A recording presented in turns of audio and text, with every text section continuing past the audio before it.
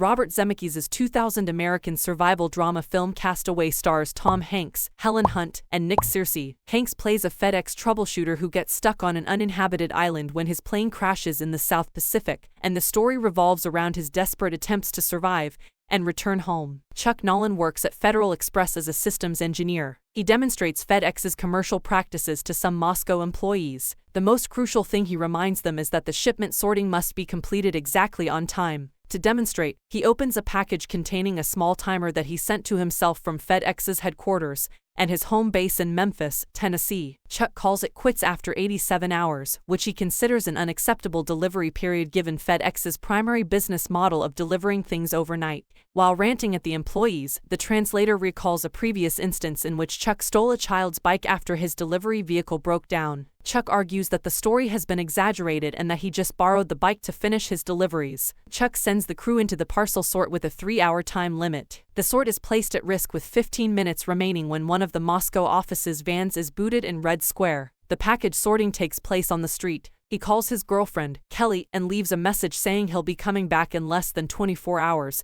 and that he needs to see a dentist for a toothache. After the sorting is completed and he returns to the airport, he speaks with his coworker and friend Stan. One of the crew members questions about Stan's wife, who is battling cancer and doesn't seem well. Chuck's expression gets darker as he contemplates the news. Chuck returns to Memphis to visit Kelly, a PhD student at FedEx headquarters. On Christmas Eve, he receives a message informing him that he must travel to Malaysia. They drive to his departure gate at the airport and exchange Christmas presents. He gives her with an entire set of kitchenware, and she presents him with an antique watch that belonged to her grandfather. A photograph of her is hidden in the lid. Chuck is charmed with the watch and promises to keep it set to Memphis time to remind him to return home. He gives her a little ring box just before boarding his plane. It's an engagement ring, however it's not directly revealed. He was preparing to propose on New Year's Eve, but changed his mind. "I'll be right back," he says. He is the only passenger on a FedEx Cargo MD-11 traveling across the Pacific Ocean in the jump seat. Chuck recovers when the plane runs into turbulence. The plane got stuck in an intense storm. The pilots try to fly around it, but they lost their radio communication with Fiji. Chuck heads to the restroom to freshen up.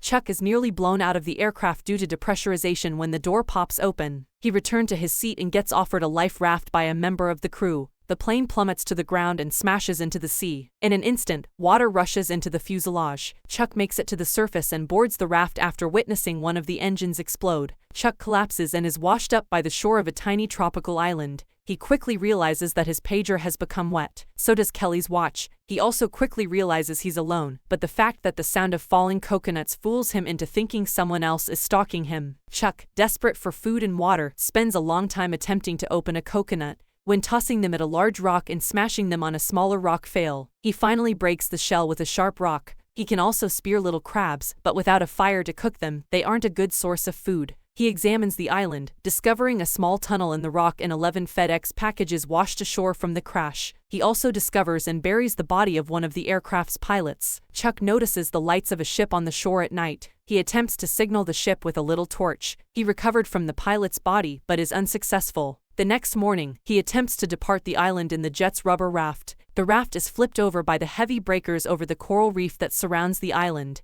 He's been thrown onto the reef, and his thigh is severely lacerated. He proceeds to establish a small camp while recovering from the injury and opens the FedEx parcels. He finds various objects that help him survive, such as ice skates, a leather and lace clothing, videotapes, and a court document announcing a divorce. Another package contains a volleyball, which becomes his companion. One of the packages is decorated with a pair of wings, which he does not open for unknown reasons. He cuts his hand while attempting to make a fire by rubbing a stick against a piece of wood. He takes the volleyball and throws it in a rage. His wounded hand leaves a bloody imprint on the ball, and he builds a face to it, calling it Wilson. The ball becomes his only friend. Later, he describes to Wilson his jet's flight journey when compared to its last known position, and calculates that the search location is over 500,000 square miles, which is twice the size of Texas. He discovers he's unlikely to be discovered. Chuck uses the dress lace as a fishing net, eating a small minnow he catches raw, despite his obvious disgust. He also spends many hours rubbing two sticks together to make a fire. The procedure is difficult, but Chuck perseveres, improving his technique and eventually starting a massive fire. Chuck builds a shack in a small cave to protect himself from tropical storms that occasionally hit the island.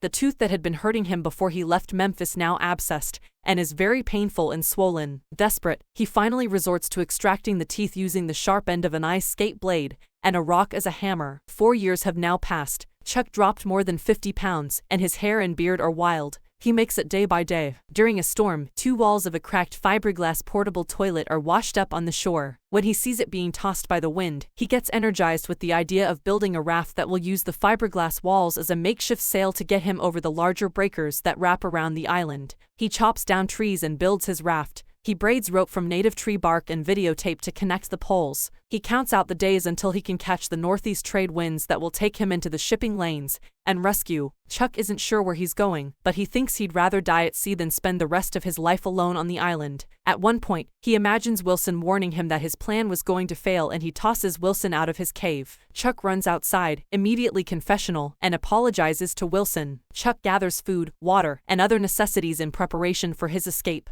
He also informs Wilson that he will need to make rope again. Chuck fells saplings on the island and scrapes the bark off to braid. When he's completed combing the island and discovers that he's cut down every sapling he can find, he tells Wilson that he'll need to build the rest of the rope out of videotape, which won't be as strong as the tree bark. When Wilson suggests a location where Chuck can get extra rope, Chuck becomes quite hesitant. Chuck had manufactured the extra rope while he was contemplating suicide a few years previously. Chuck scales the island's peak to collect the rope, which he had attached to a mannequin of himself to test it. Chuck fixes the raft with his friend Wilson and the FedEx parcel painted with wings. He's able to sail over the reef waves and escape the island and lagoon with the new sail and a pair of fresh oars. He sails for a long time, hitting a few storms, and continues to fish and collect rainwater to survive. After a heavy storm, a worn-out Chuck is awakened by water in his face, probably from a whale's spout, and sees Wilson floating away. He tries to save Wilson, but he has to let him go because he is frightened of losing the raft. He is depressed because he has lost Wilson. He had almost given up hope of rescue when he is startled awake by the spout of another whale. When he turns over, he notices a container ship passing nearby. They indicate that they have seen him. Chuck is flown home to Memphis a month later and is honored as a guest at an extravagant company-organized welcome event. On the plane back, he talks to Stan, who tells Chuck that they had a funeral with a coffin filled with small souvenirs in honor of Chuck. During Chuck's absence from work, Stan's wife also died, and Chuck thinks on how Stan had to go through 2 funerals so close together. FedEx's president, Fred Smith, attends the celebration, and a large buffet has been organized. Chuck looks cautiously at the large crab legs presented, possibly thinking about crab fishing on the island. Chuck takes a taxi to Kelly's place later that evening. She appears to prepare for him and invites him inside. They discuss about insignificant issues, and he discovers how much her life and goals have changed, as well as how she has dealt with his apparent death. Chuck returns Kelly's watch to inform her that it is a family heritage and should remain in her family. She informs him that the company believed the crash was caused by a dangerous cargo that caught fire. She explains to him that his island was more than 600 miles far from the Cook Islands, where the search had been performed. He had traveled 500 miles in his raft before he was discovered. He decides to keep her photograph. She handed over the keys to his Jeep that she had retained. They apologize to one another for everything that happened, and he drives slowly away in the pouring rain. Kelly runs after him, shouting his name, and they embrace fiercely in the pouring rain. She tells him that she always believed he was alive, but that others told her she had to move on. She tells him that he's the love of her life, and he says he loves her as well. They talk for a few more minutes in his car, but Chuck tells Kelly that she needs to go home, expressing his respect for her moving on with her life. Chuck afterwards explains Stan about his conversation with Kelly and how he realizes and accepts that, while they will always love each other, their lives are now separate and they cannot be together. He acknowledges feeling absolute misery